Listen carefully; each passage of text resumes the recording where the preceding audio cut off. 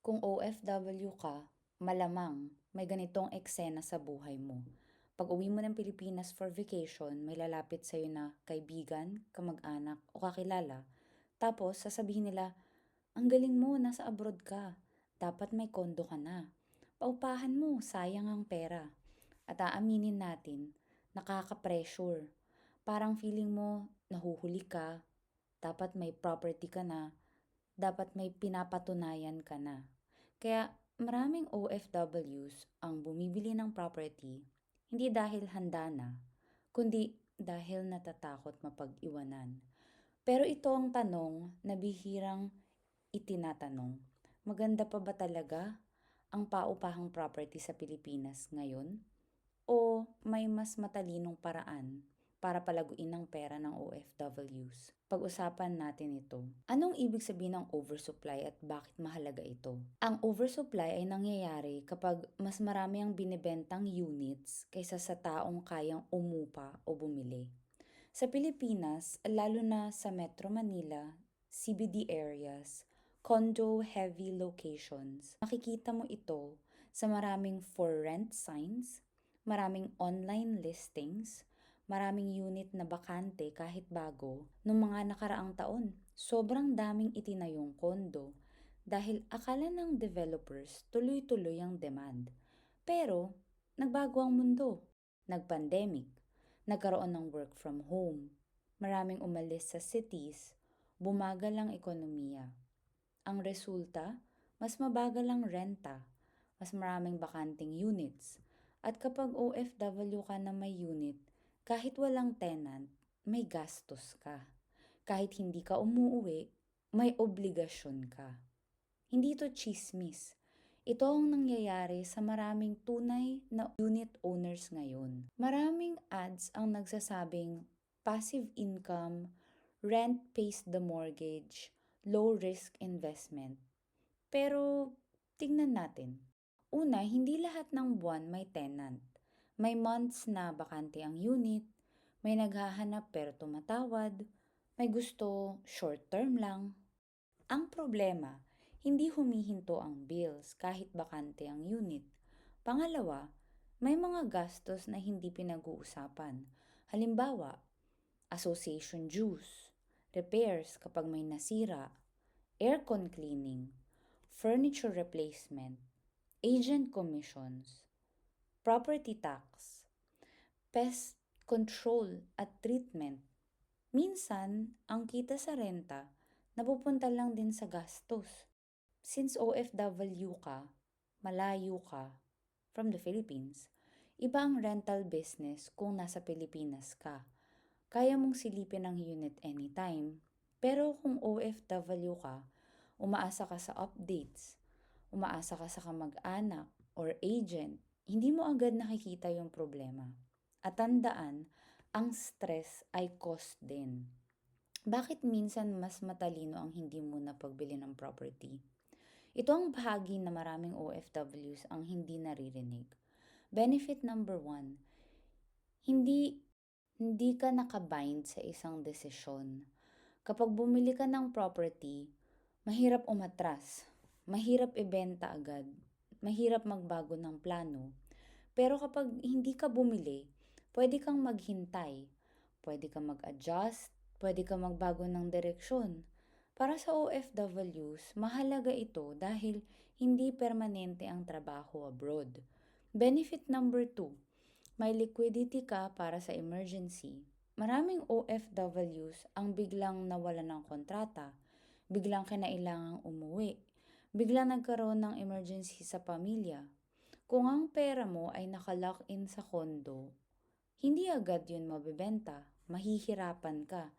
Pero kung ang pera mo ay nasa cash, investments, or other liquid assets, mas may control ka. Benefit number 3, iwas sa mali na timing at FOMO. Hindi lahat ng panahon ay tamang panahon bumili. Ang problema, maraming bumibili dahil nasasayangan sila, or dahil baka tumaas, or dahil lahat meron na. Pero ang matalinong investor hindi nagpapadala sa emosyon, hindi nagpapadala sa pressure. Benefit number 4, mas may pagkakataong palaguin ng pera. Kung hindi mo ikinalong yung pera, pwede mo munang paramihin, pwede mong i-diversify, pwede mong palakasin ng kapital. At kapag dumating ang tamang panahon, mas handa ka nang bumili ng property kung gusto mo pa. So saan dapat ilagay ng OFWs ang pera habang hindi pa bumibili? Ito ang pinaka-importante. Hindi sapat ang sabihing huwag munang bumili. Kailangan ay may malinaw na alternatibo. Option number 1, Pag-ibig MP2. Disiplina bago luho. MP2 ay parang tahimik na kaibigan. Hindi nagyayabang, hindi ka pinapressure pero consistent. Bakit ito bagay sa OFWs? Pwede ka maghulog anytime, kahit maliit, pwede. Government-backed at tax-free dividends. Hindi ito pangyaman agad. Ito ay pang-ipon, pang-foundation, pang-discipline. Option number 2, global stocks at index funds. Palakihin mo muna yung kapital. Kung nasa abroad ka, may access ka sa global markets. May advantage ka sa dollar income. Index funds, hindi ka pumipili ng individual stocks. Sumusunod ka sa buong market. Pang long-term growth. Ito ay bagay sa OFWs na may steady na income, kaya maghintay, at hindi panic seller. Option number 3, REITs or Real Estate Investment Trust. Real estate na walang tuloy-tuloy na sakit ng ulo. Kung gusto mo pa rin ng real estate, itry mong mag-invest sa REITs. Different sa physical property, hindi ka magmamanage, hindi ka mag-aayos ng sira, hindi ka maghahanap ng tenant, pero meron kang dividends, kumikita ka, may liquidity, madali mo siyang mabebenta kapag kailangan mo ng pera in case of emergencies, may exposure ka pa rin sa property sector. By the way, hindi ito financial advice at hindi ako financial advisor. Ito lang ay pamamahagi ng aking nalalaman. Kapag kayo ay mag-i-invest, make sure na do your due diligence and research sa lahat ng mga investments na gagawin nyo, whether or not sa index funds, stock market, properties, cryptocurrencies, or gold, or kahit na ano pang investment yan. Going back, option number 4, small business at skills.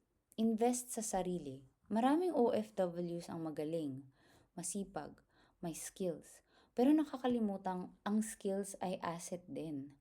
Pwedeng online services, consultancy, digital products, partnerships.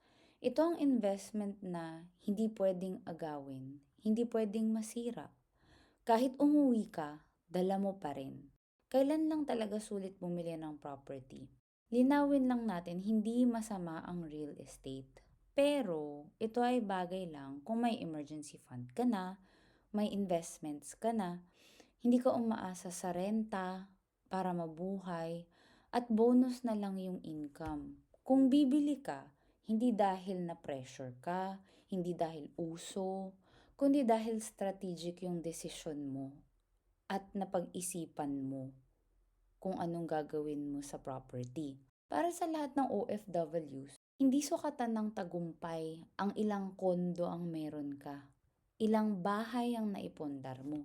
Mas mahalaga may choice ka, may kalayaan ka, freedom, may control ka sa oras at pera mo.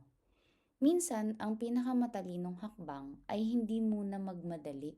Kung nakatulong ang video na ito, please like and also hit the subscribe button para hindi nyo ma-miss ang kahit na anong videos na aking i-upload at i-share sa kapwa OFW.